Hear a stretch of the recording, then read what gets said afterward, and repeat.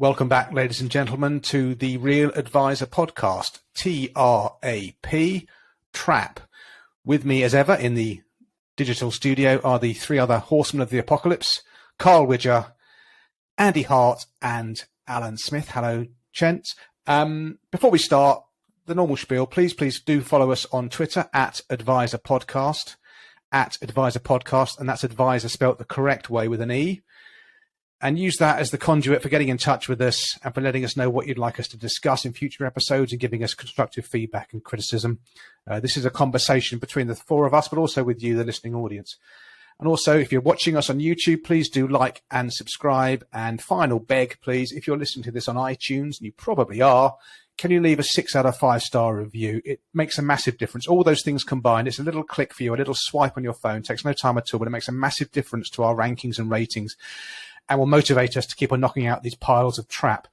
Okay, without any further ado, let's go into it, guys. I'm going to quickly just talk very first about the contemporary issue, the budget, which wasn't called a budget, was it? It was called something else. I thought it was great. I thought it was the first small C Conservative budget we've had in a long, long time.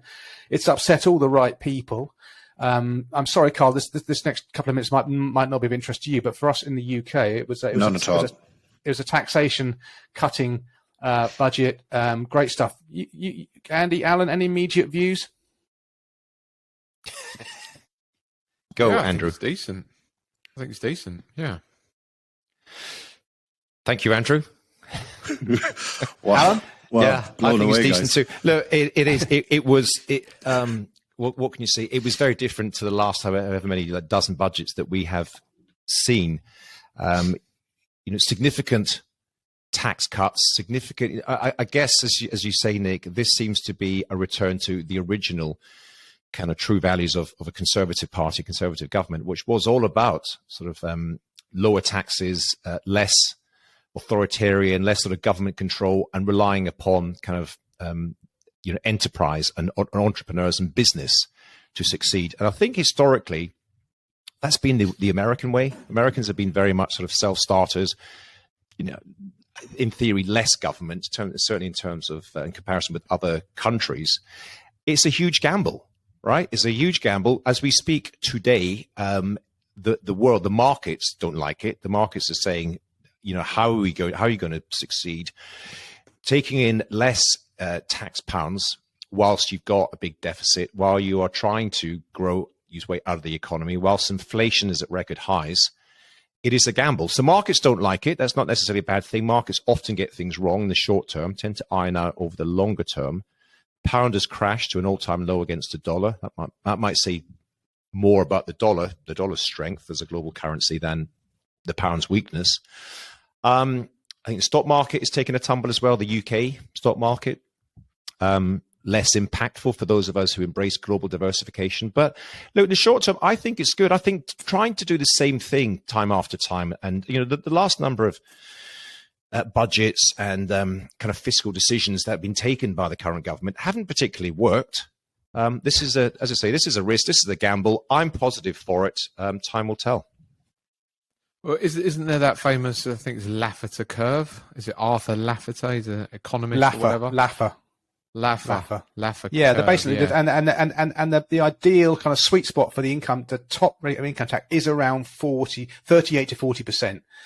Yeah. The moment you go over that, people find ways not to pay tax, and the tax take actually goes down. But again, it's the classic mainstream media. They tell us for years that if you increase taxes by too much, the tax take goes down. So they do the opposite, and then they start moaning that the fact that they've decreased the tax rates is playing into the hands of the millionaires and stuff. It's can't win, can you? I mean, I would just maybe close on this. And Winston Churchill, and this is a genuine quote of his, and I mean, so many things are attributed to him, but he once said, "I contend that for a nation to try to tax itself into prosperity is like a man standing in a bucket and trying to lift himself up by the handle." And if you think this nation is prosperous now on the back of 10 years worth of ultra high taxation, then I want to be on the same medication you're on. So let's go on. I have a few comments on that. Number one, I did look at some of the stuff, and I think the best explanation was done on Twitter by Rosie Holt. you should follow her about trickle-down economics. It's very, very funny. And number two, just hearing about income tax rates. They're 52% here. So we've a long way to go. Our budget is this week, and I think the budgets at the moment they're the kind of things I hear what you're saying, Alan, that, you know, maybe it will turn out right or wrong or whatever, but it's kind of important they're getting it right at the moment. There's a lot of stuff coming down the tracks, I think. Okay, and just to close on this, the term, the pejorative term "trickle-down economics" was never used by the monetarists. It was invented by the Keynesian detractors of tax cuts in the early 1980s. So, you know, just that is a laden phrase. Okay, so now moving on to more stuff, Carl, in your neck of the woods. The Wild West. Do you know what? I used to get mildly offended by that, but actually with some of the stuff that's happening at the moment, I'm going to have to say, you know what? You're absolutely right. So there was an article in the Irish Independent, one of the main newspapers here this morning, that Vanguard were entering the pensions market in Ireland. I got really excited. And then I read it, and no, actually they're not. You can still access exactly the way you could access them already. And then Royal London, who you guys would be familiar with, are entering the Irish market in terms of pensions. So they do protection and some really good stuff, and their service is really, really good. So, you know, I was really hopeful for good stuff coming from Royal London. I went on to their launch webinar, and we got 20 minutes of the usual how great they are. And to be fair to them, their service is fantastic. They only deal through financial advisors, so it's all good. And then they put up the charges, and it's the first thing was extra allocation, the magic money, 4%. And I just went, I pressed escape. I came out of the webinar because it's like, guys, you know, we have so many opportunities. At the moment, we have an executive pension debacle going on where IORPS 2 was introduced. It's a European directive, so probably not affecting you guys, or maybe it is. But the long and the short of it is the Pensions Authority in Ireland said, okay, all providers, you're not actually playing ball here. You're not doing what you should be doing. So you're going to have to stop doing executive pensions, and we want you to do them via these master trusts, which is, I think, probably a good thing.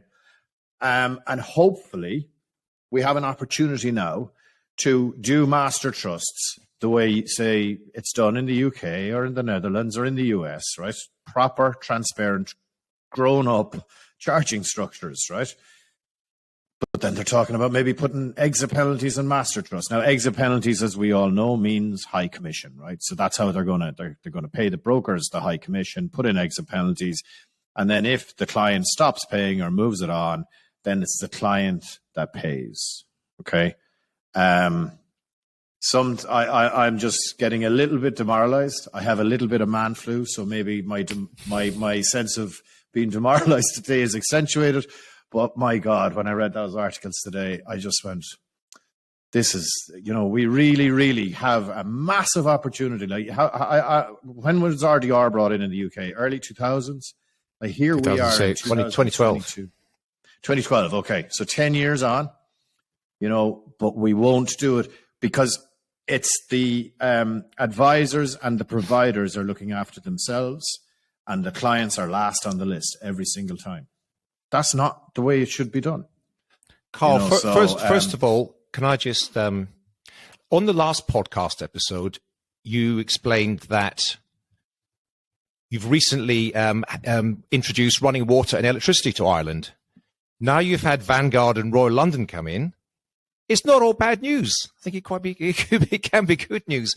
The unfortunate thing here is you're right. This where an opportunity comes along and it's not embraced. So if we go back to those days of RDR in the UK, there was lots of doom and gloom about it because people in the industry had a view that clients weren't going to like paying fees. In fact, if I go back before that to when commission disclosure was brought in years and years ago, and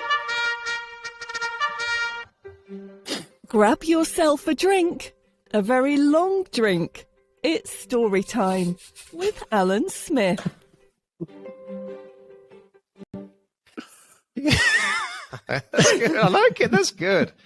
How many more of those have you got? Look, there's not a story. I'm just reflecting back.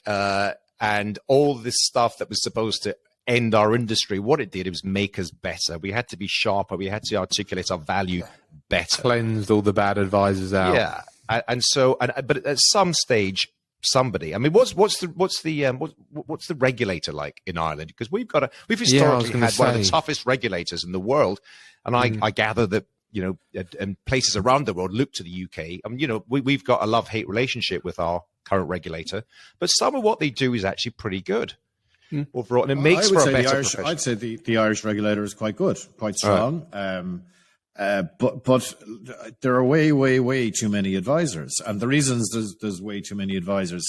If you have a 400 grand pension client, right, and every 5 years you can make 20 grand commission on moving it to another provider, you don't need we were talking about, do you need 50 or 100 families?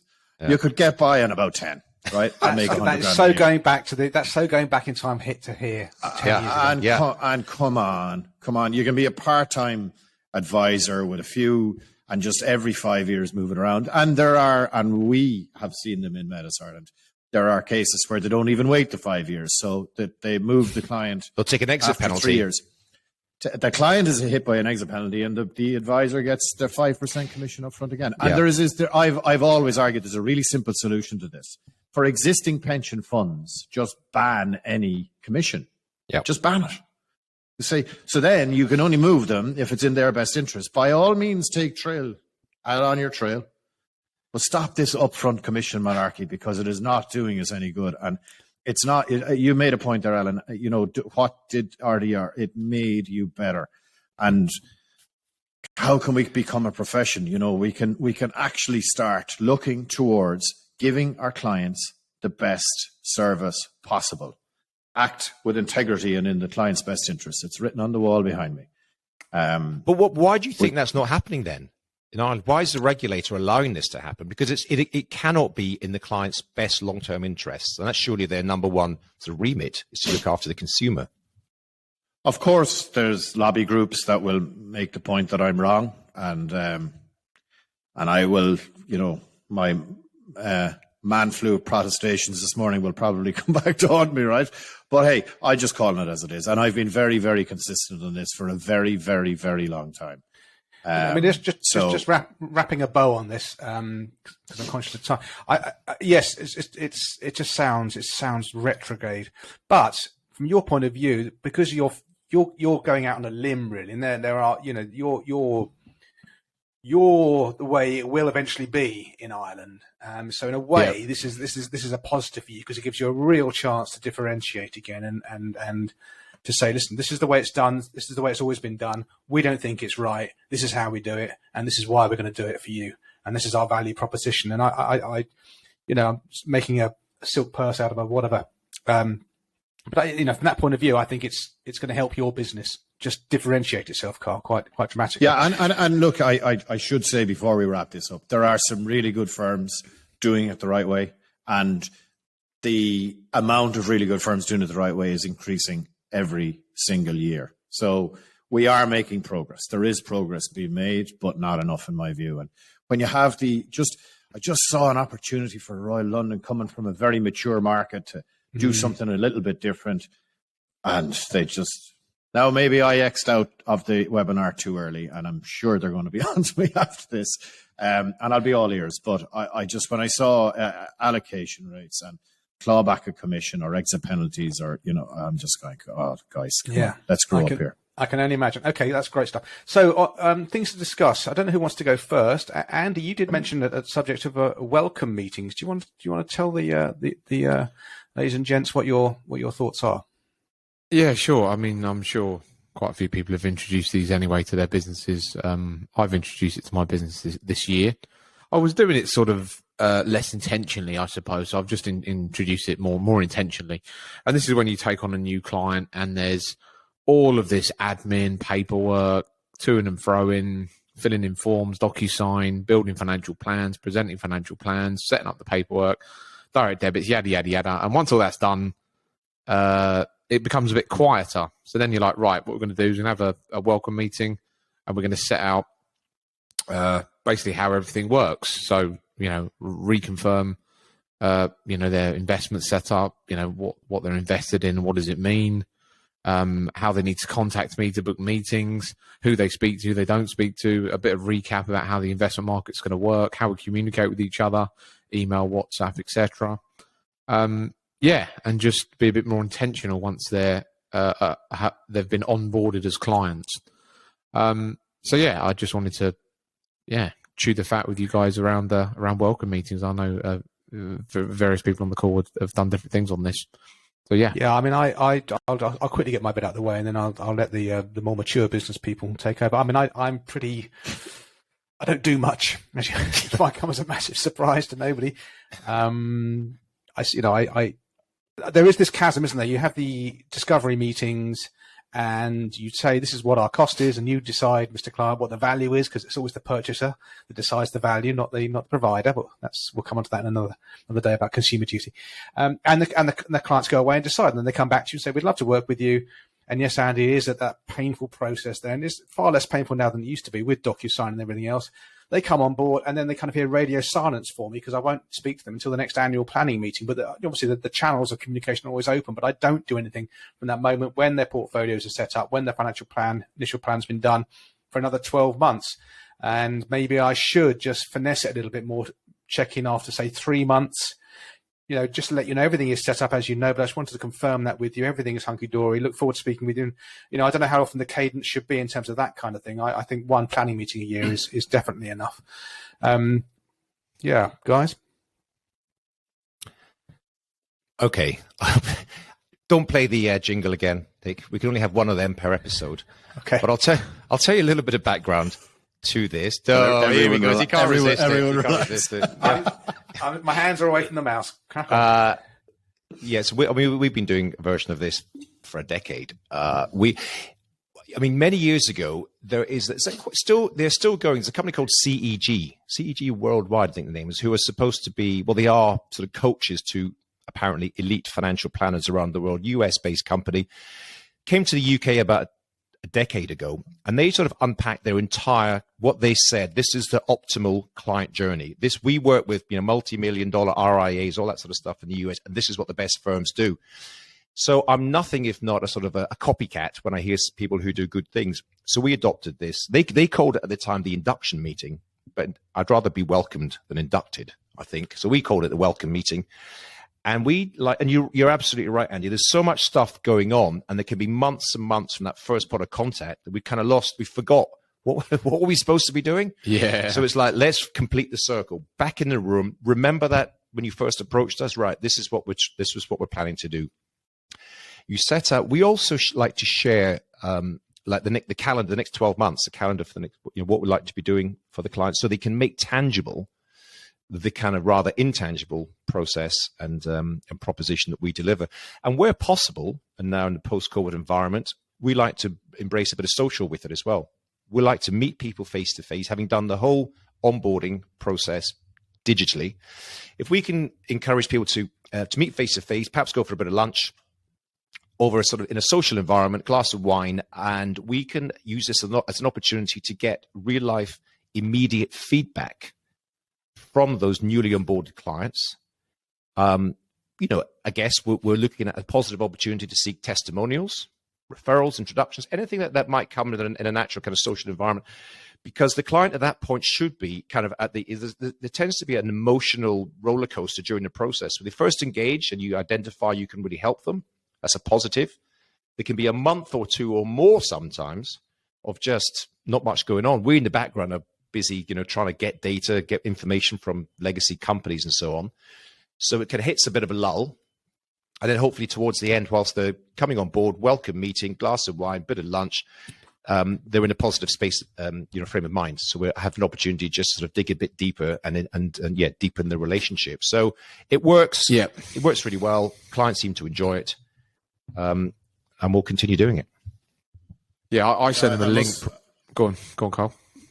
Yeah, no, we don't do the work that we should be doing on this. And I know, Andy, you'd talked to me recently about the welcome meeting, and myself and Alan are always talking about it. We have it as a project for Q1 of next year. I totally get the point that we've actually got some negative feedback from a relatively new client that we did all the great work, all the financial planning stuff. We got all the wow moments. We did the video after it, told them what we were going to do. And then, like you're saying, we went off to try and gather all the assets and put it into one pot and blah, blah, blah. And it took months and months and months. And the client didn't hear from us, even though we were doing loads and loads of work in the background, you know. So we had to take that on the chin. So we've kind of broken our business into each client will have a pod of 3. So they'll have their private client manager, which you guys know as your advisor, your financial planner, you guys know as paraplanner.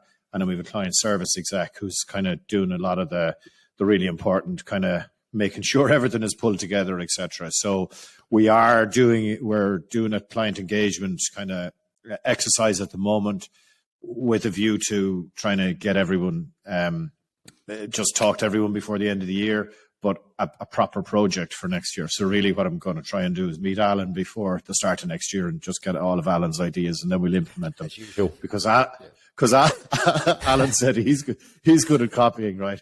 I'm the best. Yeah, you are. The absolute best in the business. And, you know, we go and get these great ideas. And like Alan says, on a serious note, like if you can find somebody who's doing great work in a particular space, we're not inventing stuff here, right? Great financial planning has been around for a while, and there's lots of people doing it really well. And if you can find bits and pieces from various people, and then implement it in your business, then it's fantastic. I remember Alan gave me an idea. I hope you don't mind me telling this story. Alan said, and I sent out this book and it was really, really great. And then about 3 months later, I told Alan the story of me sending this book to somebody, and Alan went, "That's a fantastic idea. Where did you get that now?" And I was like, "Really? What was the book called? Signs of Dementia." But but look, I think it's really important if you're serious about this business. You know, you can get in touch with all of these people via their websites, via podcasts, via newsletters, or whatever, and you can extrapolate all these fantastic ideas. It takes time, it takes a lot of effort, and it takes it to doing it consistently over a long period of time to make them work for your business, but the ideas are there. You don't have. That's a slightly different. I mean, we could come back to this at a later date. The idea of copycatting, looking at what else is out there in the marketplace, because they call it cloning. I suspect, Carl, that you don't copy. I mean, you and I have had plenty of conversations over the years. You don't copy exactly things we do because they don't work necessarily on an exact copy basis. My firm's different to your firm, different to Andy's, different to Nick's, and so on. But if you can take 10 ideas, distill it all down, and then overlay your unique culture, process, and everything else, then you've created actually something new, which is a blend of 10 other things. That's what we've all been doing, really. There is very few unique ideas. At the welcome meeting, I also tell them when we're going to be meeting. So I have all of my annual planning meetings now between January and March. So whenever I take them on, I'll slot them into that schedule. I tell them there's one point of contact. Every job comes through me. I'll then work out who's going to do it, which is obviously different to what Carl said. I ask them, what do they expect of me, which is a very interesting question. That goes off on a complete tangent. I also tell them what I expect of them. I go through the 25-75 minus 14% rule, which is basically the market's going up 75% of the time, down 25% of the time, and every year it will generally decline from a high point to a low point of minus 14. I'm just teeing them up because the worst thing is in the early stages of taking on clients, looking after 100 grand, £1 million, whatever that number is, and then immediately there's a minus 13% in the markets, which is very likely to happen. I talk about how their investment platform works, how the online access works. I actually got a whole section about our first 12 months. I then talk about communication. All of my clients have got my direct mobile number, the BAT number. All of my clients talk to me on WhatsApp. Couples have WhatsApp groups, but anything important goes via email. Like an important thing. Oh, there's a magnificent idea. Never thought about that. So couples have a WhatsApp group, so they get one message from Andy Hart. But it will be the surname in WhatsApp. It will be Smith-Andy Hart or whatever. And then we communicate via that. But anything important is via email. I tell them that I look after family, so if their kids need any help with anything, I'm on hand, and a lot of new clients have taken me up on that. It's normally like random questions about mortgages or pensions or something like that, and then how to book meetings and stuff. So yeah, that's generally how it works. So Once you brought the client on board, Andy, are you now saying that 3 months later you will then have a follow up with them? Have you actually got it scheduled that you'll speak to them? No, once all the initial work's done, as in the faffing around with the investment platform, switching money, setting up direct debits, investing in the portfolio, I'm like, right, let's have a meeting now so we can have a recap of everything. I call it a welcome meeting. Here we book it, and then we go through everything I've just said. Yeah. As I say, does it take, Andy? It's sort of the exciting stuff at first, and I can work with you and build the plan, everything's fine. And then it's just like this sludge in the middle, and then I'm sort of bringing it back to a bit more of the exciting personal type stuff. I don't know, it's like an hour long. It's nothing too long. I love the idea of doing your review meetings between January and March. I think it really sets your year up as much as it sets the client's year up. I also say, you as an ongoing client of mine, you have access to unlimited meetings, unlimited emails, unlimited phone calls. They obviously don't take anywhere near that, but that's basically what the offer is. And then I say, obviously, if you've had a very quiet year and you don't hear from us, then obviously we're going to sit down and have your annual planning meeting. Just to set the scene, really. Unlike divorce lawyers. Yeah, interesting. That's another subject. Just on that, can I just ask you, that would worry me senseless, having WhatsApp groups for each individual client. It's not a WhatsApp group, so every one of my clients has got my number, and every single one of my clients WhatsApps me. And when I take on new clients and it's a couple and they're very much both engaged, then I'll just set up a group. It's a lot easier. Yeah, no issues about regulation or anything, communicating messages. We just wouldn't do that. We use a portal. We use a secure anything portal. Serious, if they send me an email and say, Andy, can I have 10 grand for my ISA? I say, just send me an email, please. That's like a different type of communication. So anything that requires a trace or a sort of whatever, it's email. Everything else is on WhatsApp. Yeah, I've got quite a few clients who do WhatsApp me, and I don't, and it's just. But as Andy said, if it's anything even slightly advice driven or regulatory bound, then I say, no, I need that an email, please, for my audit.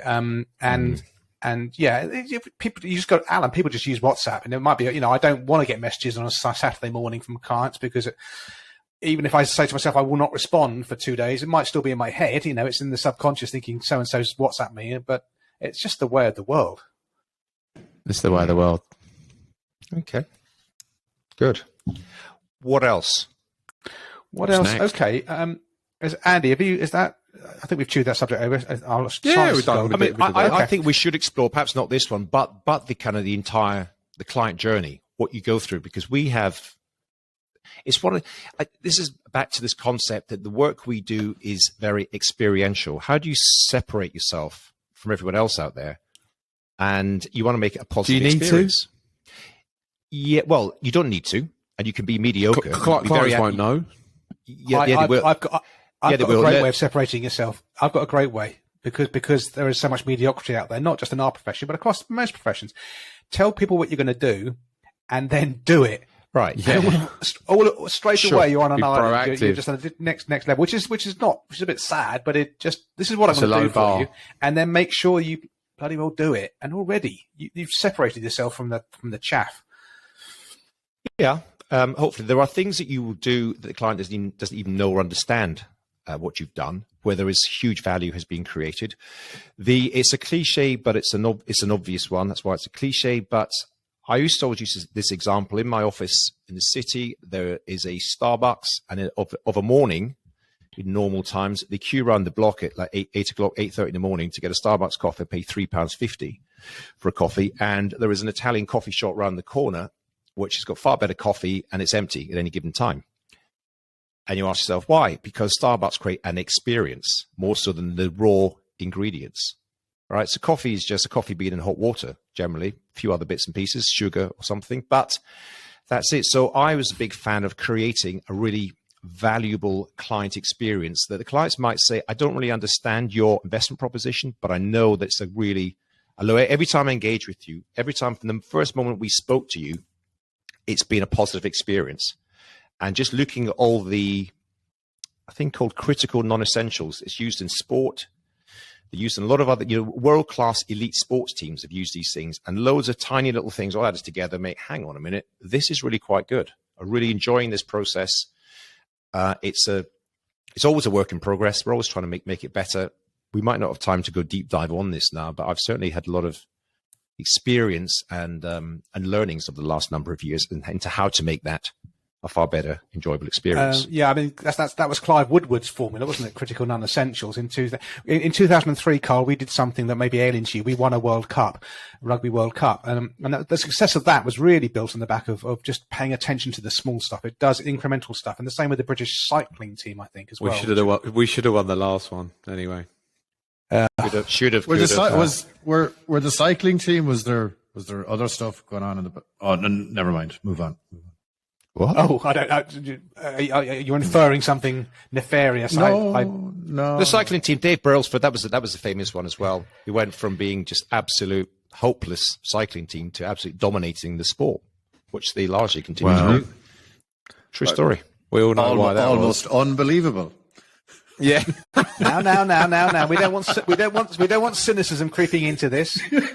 Okay, that's very, very good. I'm going to quickly rotate into it. This is a very in the weeds subject, and if you think it's boring, we can just chew it very quickly.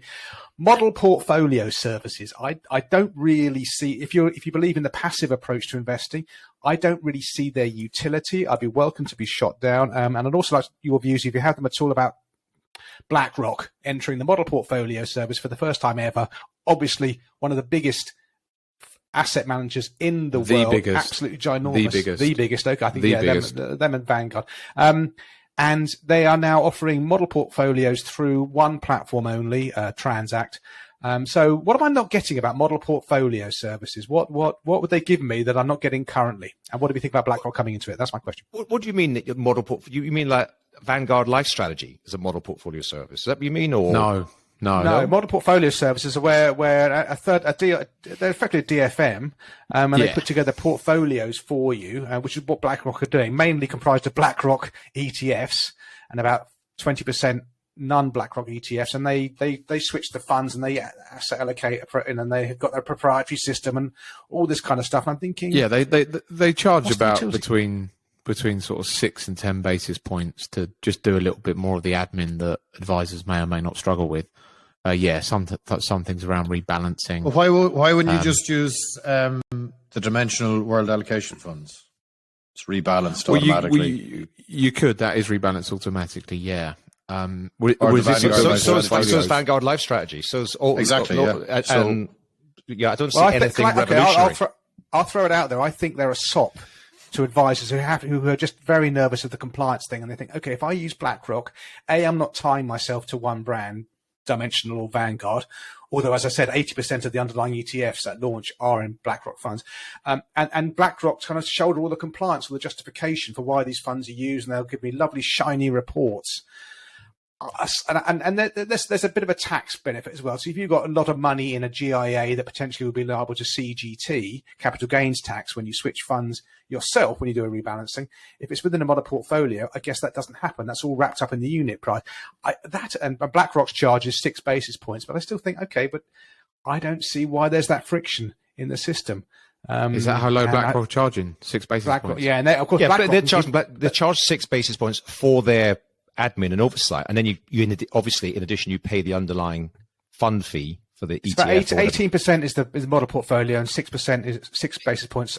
So you pay like 24 basis points all in, including a bit of admin, which is good. It's Does that include the platform? No. Yes. No. Typically, actually, here's a question for myself and anybody else from Ireland. What's a typical platform charge in the UK? 24 basis points, 23. 0.35. Depends on scale and size, and if you've negotiated well, from 10 to 24, 25, I think. Andy, you just said 35, did you? The average would be 0.35. Yeah, I mean, the average. Really? Hargreaves Lansdowne, does it? And those kind of things.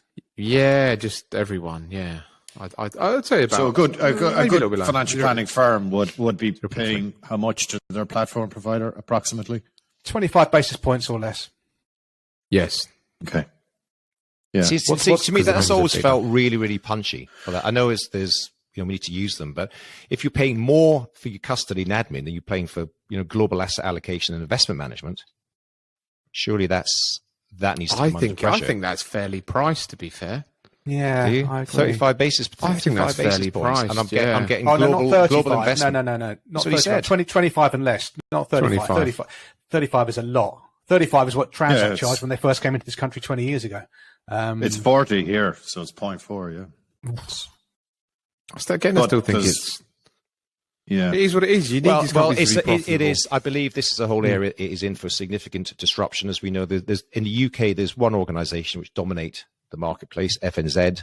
They're the kind of the tech behind a lot of the biggest platforms in the UK, and those platforms are they're buying it off FNZ for pennies, really, and then badging it up as their own and selling it for multiples of it. If you listen to the likes of David Ferguson speaking about Seckle and some of the other innovations that are coming into the UK, that is one part of the value chain which is under significant pressure. And your 25 basis points is unsustainable long term, I think. But at the same time, you don't want any of these companies going out of business. But that's a downward trajectory. I think we'll settle it closer to 10.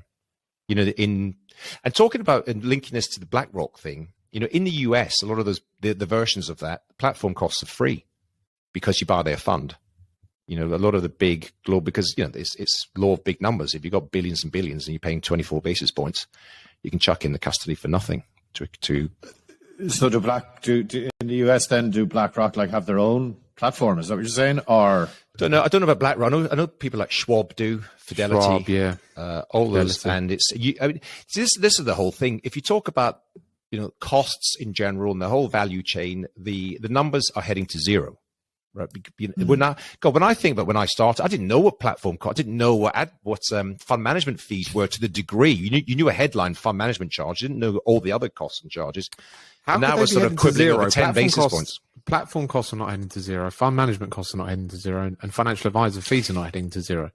Well, no, financial advisor fees are not. That's the one thing that seems to be sticky, and if anything, they're going up. It's the other more commoditized parts of that process. Because look, there's lots of ways they make money. If I look at but same in the UK, Hargreaves Lansdown, AJ Bell, companies like that, they make millions on their cash.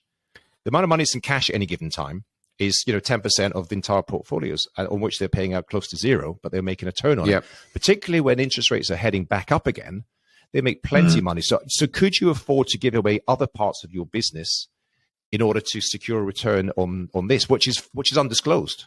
You don't have to disclose it, and it's just part of their makeup. But you look at the accounts of some of these companies, it is interesting. Pricing is becoming more nuanced. You work these things out. So anyway, I think certainly platform costs are under pressure. It's clear fund management fees are under pressure, and hopefully advisor fees are not. I would say with platforms, there's always going to be a cost because it's still human centric. They need the back office staff with their salaries and their pensions and everything else. And the cost of software redevelopment and refining does come at cost. Whereas if you're in fund management and you're and regulation and compliance, and regulation, it does, but scale makes a difference. But Transact started, they had nothing. They've now got however many billions and billions assets. This is one thing that there's very little. Well, there's been less discounting for significant scale. When you've got 1 billion assets under management versus 100 billion or more, a lot of those technological aspects are simply duplicated with bigger numbers. Yeah, it's like the Vanguard fees for their funds came down over time because they had Vanguard did, Dimensional have as well. Yeah, that's what you should be doing. But interesting. So Nick, you're saying that you don't see the point in model portfolios. I don't, but that must be maybe ignorance from my point of view. And if someone's got an absolute golden bullet, Nick, you should consider model. I mean, I've used in-house model portfolios since 2008, and I haven't really changed them. They're market cap weighted, they're passive with a tilt towards value and small cap. This is not a recommendation, audience. And I look at it and think, And also, I just played around with it. I downloaded some documents from the Transact website about this BlackRock MPS service, and you've got all this thing about agreements, who's the client, who's not the client. It's all really. I was thinking, oh my god, this is getting me back into that murky water where I'm now dealing with a third party. Yeah, I just don't. And then let's say BlackRock decide that they were going to come out of this market, then I've got to get all my clients back out of it, or then. In this situation, BlackRock are not going to get bought, but let's say there's a small MPS and then they get bought, and then my clients are now with Standard Life or something, or any other random company. Well, that's a really good point, because we, with what was formerly Betafolio, they're now competing against BlackRock, and much as we like the people behind Betafolio, or what is now called, I think, Timeline Portfolio, they are not ever going to compete ever with BlackRock. BlackRock could say, okay, we'll reduce our charges down to 0 basis points. We'll give it away. Well, it depends upon what they're competing with. I don't think that if it's not just cost, then they'll compete. But Nick, can I just challenge you on something you said, that you don't believe that this adds value, this MPS, but you do your own one. Explain. Yeah, so I do it in-house rather than outsource it to a third party to do it for me. It may be different if I was an active fund picker and I thought there was value there and my portfolios were populated with active funds. That involves, I think, an enormous amount of work all the time to, because you've got to pick the darts up and throw them at that chart, haven't you? And hit the top quartile every time and change the fund manager. And be doing that all the time and having investment committees and the kind of stuff that I'm breaking out in a sweat thinking about it. There, I could quite happily in that situation delegate. But do you not have to do that for your MPS, your in-house MPS strategies? Not really. You have to rebalance? You pay lip service to it once a year. You lip service. Hang on, but I think this is the crux of it, Nick. We do the same. I think we all do a version of the same in-house. No, we don't. You don't do in-house model portfolios. Well, we'll come we back. Use world allocation funds through Dimensional, or else the Vanguard Life Strategies. What, 100%? So you have to justify that each year. How do you justify that? That our belief is that equities are going to go up over time. So you basically put in what is required for we call it the Metas Life Plan. What returns are required? Let's have a chat about that. Obviously, we have to do the risk profiling and all that kind of stuff. And then we come to an agreement with the client as to what equity bond content should be there.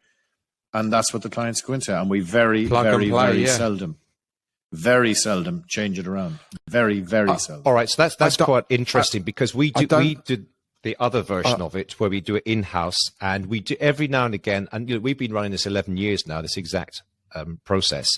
We've made maybe 2 or 3 fund switches the entire time. And they were mainly because kind of the products that we wanted early on didn't exist. And then new things come to the market. So we think this is actually a better version of what we currently got. But we don't have discretionary permissions, never really felt the value or wanted to do. So therefore, it's a pain. And you have got capital gains tax issues, and you have got admin issues, and you've got the error risk and all that sort of stuff. And to some degree, it'd be better just to outsource all that to someone else, like what you're doing, Carl. Just embrace that. Yeah, and look, I firmly believe that the value we add is through the financial planning, and it's through, I hate the word coaching or behavioral coaching or whatever, but it's just keeping the client in their seat.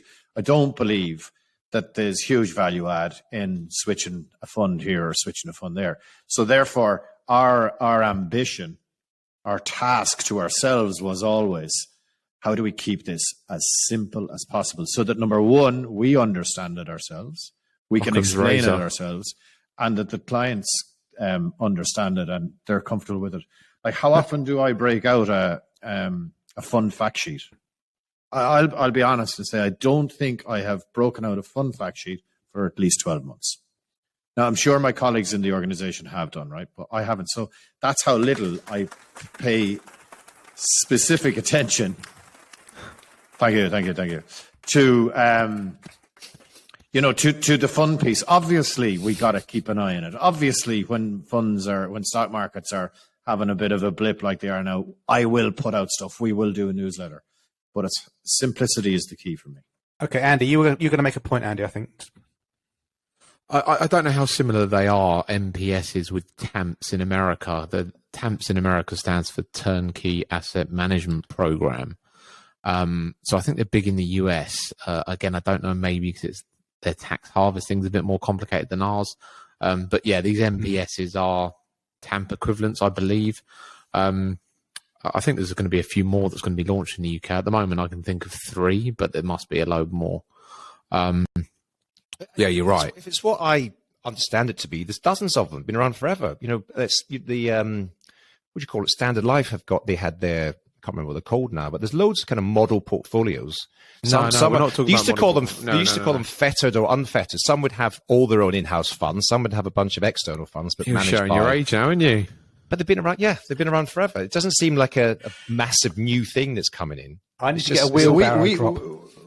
No, we have to. We still have to use some of those funds here for various reasons, for contract reasons, for pensions or whatever. So we're still using those, and at least they've developed so that some of them are kind of just passive strategies. But yeah, they're still a significant thing, and a very significant thing in the Irish market, I would say. It's there to solve a problem by many advisors, which is running your own investments in-house is difficult. And as Carl's already said, over time, we're all recognizing that it's the less important part of what we do. So you're trying to simplify it, keep your costs down, keep your efficiencies up. And it seems that's why they're being created. But clients, and certainly new clients, often deem it incredibly important. So we have to straddle that quite carefully. Well, that's the whole other area. I over the years have been like, don't worry about the investments, we'll sort them out. That's the easy part. That's the plumbing. Don't worry about that. We can do that in our sleep. And sometimes you lose clients over that. So now it's a bit more. Just on that, Carl. We had this whole thing about, you know, changing our names, financial advisors, financial planners. And it just confusing for clients. I was thinking of just calling myself an investment advisor. You know, that's what people are seeking. They're seeking investment advisors. And then obviously we'll do the financial planning, we'll do the stuff well. You know, it's going full circle. You know, I'm a financial planner. I don't want a financial planner. I've got $1 million quid. I need to invest it. I'm Andy Hart, investment advisor. Okay, can you give me some investment advice? No, it's not important. Yeah. I know. But you're spot on. You're absolutely right. But if you're at a party somewhere, some people say, "What do you do?" And you go, "I'm a financial planner," and they look at you like you have 4 heads. And you do wealth management. No, for sure. I have you now. Carl, you just mentioned that you hadn't had a fun fact sheet out for a year and all that sort of stuff. Now, all I would say to you, be aware of personal biases, because we are in the game and this is what we believe. And the reason I say that is because we did a client survey about a year ago. Very fair point. But we did a survey and we said we were just trying to, you know, up our game on the client meetings and annual planning meetings and so on. We asked all our clients on an anonymous survey, what would you like to hear more of? What would you like to hear less of from me? And there was a significant number of our clients said, I'd like to talk more about my investments. Because like we had meetings, we talk about everything but investments. Yeah, that's fine. That's don't worry about it. You're on track. You're under control. People start going, well, actually, I'd like to know just a bit more. And so we've really upped our game. I mean, it's an important part of our client meetings. Do you know what? You're so right. We've a client advisory panel I told you about the last time, and one of the guys in that asked me for a coffee, and he said, "Okay, I get it all. I get all the fluffy stuff, Carl, as he called it, but I want to know how my investment is going. I want to know how it's going versus the market and whatever." So as a result, we have a project going on in Q4, which is why the client journey is going to Q1 next year, and that's to put out an investment newsletter. So we're going to do that twice a year. I actually don't know how that project is going, but now when they listen to this, they're going to get their ass in gear, and that will be launched in Q4 at some stage. So yeah, you're totally right, Alan. Absolutely, 100% take that on board. Yeah. Thank you. Okay, that's great. Listen, guys, we're at the 50-minute mark already, so I'm suggesting that we segue to the Culture Corner, if that's okay with you. Sure, do it. Yes, of course. Okay, Culture Corner, here we are. I will go first, and then Mr. Smith has some things, and Andy's got something. So a podcast recommendation. It's called the Modern Wisdom Podcast by a guy called Chris Williamson. Like all podcasts, you have to be a little bit picky and choose. Well, not like this one. You should listen to every one of the Trap. But for most podcasts, you kind of dip in and out to it. But I listen to most of the episodes. Really interesting guy, British guy. So it's a British voice, which is quite nice to hear through your headphones, as opposed to another American. Episode 529. They do a life hack episode now and again where they just him and a couple of friends just throw out ideas about just to make your life more efficient. And he said a very simple one is to say to your, I won't say it out loud because everyone's machine will start blinking, but say to SIRI, play coffee, cafe, jazz, relaxing background sounds for concentration. And I tried it, and it really is quite nice. So it's jazz music, but you get the sort of bustle of a coffee shop in the background. You can hear the coffee being made. You hear background chatter. It's all very low key. And if you work on your own, it just makes you, my simple brain is then triggered to think, oh, I'm with other people, and it's quite relaxing. And it does kind of work. So there's my little tip, the Modern Wisdom podcast by Chris Williamson. Mr. Smith, you have 85 items on your Culture Corner list. So many. I will rattle through them quickly. Similar in terms of a podcast, we all probably, which is why we're doing this, we consume a fair amount of podcasts, and I've always for years and years listened to Tim Ferriss. They are a bit hit and miss. Some are more interested than the others, but a very recent one, episode 618, a guy called Rolf Botha, as you may be able to detect, is a South African, but of course newly ensconced in Silicon Valley, or has been there for many, many years. This is one of these podcasts you listen to and you actually feel your own IQ increasing by 2 or 3 points just by listening to it. One of the smartest people I've ever heard in terms of this interview. He was one of the original PayPal mafia, if you know, with Elon and a bunch of the other guys who eventually... Peter Thiel. Yeah, really smart operators.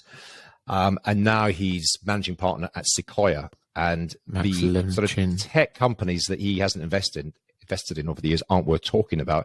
And it's just full of little gems of wisdom. It's well worth it's a couple of hours long, and it's worth chunking it down and listening to. I thought it was brilliant, really. I felt smarter just for listening to it. A couple of other quick ones. There is a Netflix film called Get Smart with Money. And one of these ones where, your kind of heart sinks a bit thinking, oh, it's a big production thing. It's all about personal finance. It's just going to be not very good. But I was pleasantly surprised by it. They have 4 people of quite different backgrounds who go through a bit of a kind of financial coaching exercise. And what it was interesting to me as someone who's obviously in the game doing this sort of day in, day out, was seeing it from an outsider's perspective. Because you had, for example, there's this one guy who was an NFL player. And he I think he just picked up $1.6 million part of a contract. There was more money to come and so on. And he just... he did that classic thing. He bought his mum a house. He bought himself a car, did lots of other things, and quickly realized he might be running out of money because his contract might not be renewed. And his financial coach, who apparently he's quite a big name over in the US, he was talking about, well, you need to dump that into the S&P. And he was going, the S and what? Because, we use this language as just commonplace. And this guy, he was a smart professional sportsman. He'd never heard of this thing. These are the S and something. So there was an idea, even for these professionals, and lesson to all of us: just calm down, say things in language that people understand. It's worth watching to get a sense of, consumers' money anxiety. You had people. There was a sort of impoverished artist who's working at a bar. She had some challenges financially, and there was a multimillionaire sportsman who had challenges with his finances. And so, just to get a perspective of what it's like to be someone who doesn't have a deep understanding of money issues, worth watching. I think the last one I will bring up is it's a new article on the Kitches, Michael Kitches. He is, prolific content producer, but there's an article a couple of weeks ago, and it's written by a guest called Stephanie Brogan. Don't know if any of you have come across Stephanie Brogan. She seems to be some sort of consultant, produces a lot of content from her base in Costa Rica now. Bogan, I think, isn't it? Is it Bogan? Brogan. Yeah. Stephanie Bogan. Okay, but it's recently on the Kitches blog, and actually it relates very closely to what we've been talking about a bit. You mentioned welcome meetings, but this is where she really breaks down what she believes is the ideal customer experience, client journey. And I'm going to be, if you've got that project coming up, Carl, well worth reading the article. It's very detailed, and I think it's just a much better, more modern version of what we've all been doing a version of for maybe a decade or so that might need a refresh. So well worth checking that out on the Michael Kitches blog. And I'm sure Nick will be able to post links to all these things on the infamous show notes. Over to you. Well, the show notes, we'll think about that. Andy, you've got a Culture Couch item. Yeah, it's a book. This book's been recommended to me a few times, but I haven't got around to listening to it. It's called 4,000 Weeks. Embrace your limits, change your life. Oh, there we go. For those for yeah, those who can't see the YouTube, Carl's got it on his phone. Yeah. Okay. Sorry. Go on, Andy. Mad. 4,000 Anything else to weeks. say about it? Yeah. Well, it's how many weeks the average person has typically got on this planet. A couple of extracts from the Amazon reviews. What if you stopped trying to do everything so you could finally get around to doing what counts? It's a fantastic book. Yeah, it's written by an English author, but based in the US. I highly recommend it. It will change the way you think. We're just so future obsessed, especially us as financial planners. We're all future obsessed. It's like everything you do with your child is your baby. All the stuff you're teaching your baby is so it's a good toddler. Everything you teach the toddler is so it can be a good, young child. It's this all future obsessed with everything where we never enjoy the moment, basically, and all that sort of stuff. It's a fantastic book. Yeah, I think you'll really, really like it. Check it out. Okay, just quickly closing on this, Carl. Are you listening to it presently? I'm actually reading it. So, as you boys know, I'm trying at the moment to go a little bit more analog, right? So, drop my phone. So, a big challenge for me is to actually read a book. So, I picked that one up, Andy. Mad that you had that one today. But I mentioned Atomic Habits in the last episode, and this is almost the opposite of Atomic Habits, and I'm kind of buying into it, right? It's like which is crazy, but okay, challenge yourself and challenge your way of thinking. It's about did you ever hear the phrase, when you never finish painting the Eiffel Tower, because when you finish, you've got to start all over again. That's the kind of premise of, look, if you get all your jobs done, everything that's on your to-do list. I think it's the fourth bridge, Carl, not the Eiffel Tower. It's the fourth bridge. Well, I'm sure the concept applies to any large thing made of metal. But thanks for correcting me. No worries. I've never heard it described the Eiffel Tower. Welcome to my world. They're not baiting that. But look, I think this book is as much as I love Atomic Habits, and I said everyone has to read it, and I've been telling my kids I think this one is equally as important because I think it gives you that balance. And can I just say I found because I'm gone. Trying to get off my phone on Netflix. Have you? I think I'm the last person on the planet to get onto Stranger Things, but my God, Stranger Things, get on it. I watched the first couple of series. Then it sci-fi, isn't it? Yeah, I didn't. It doesn't more 80s and This is where the Kate Bush song came from. Running up the hill. Exactly. Yeah, so it's right back in the charts. Just shows you produced content 30 years ago. It makes was you a millionaire number today. one in about 30 countries, not in the chain. Yeah. Okay, great stuff. Oh, guys, we're at 57 minutes. I need to go for a wee. I think we're done. That was a great episode. Ladies and gents, please do follow us at Advisor Podcast on Twitter. If you've watched this on YouTube, please like and subscribe to our channel. Please leave a 6 out of 5 star review on iTunes. Love you guys. Take care. And until the next episode. Bye. Thank you. Bye-bye. Cheers, guys.